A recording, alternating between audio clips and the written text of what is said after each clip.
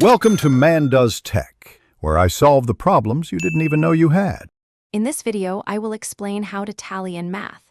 Tally marks offer a straightforward way to keep track of counts, especially when you're adding items one by one. It's a visual system that helps organize your data clearly. You'll find this method useful in many everyday situations, from counting votes to tracking inventory. It's a fundamental skill that makes counting more manageable and less prone to errors. When you begin tallying, the process for small numbers is quite intuitive. For one, you simply draw one vertical line.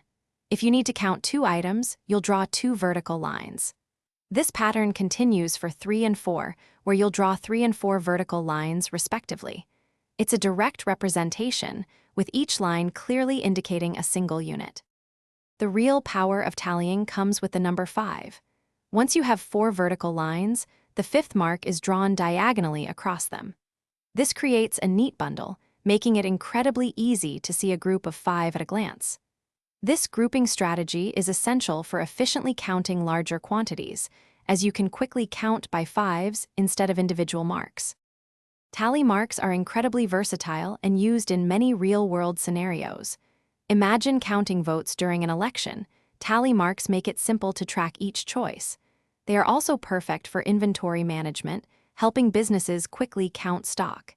Even in classrooms, teachers use them to track student responses or points.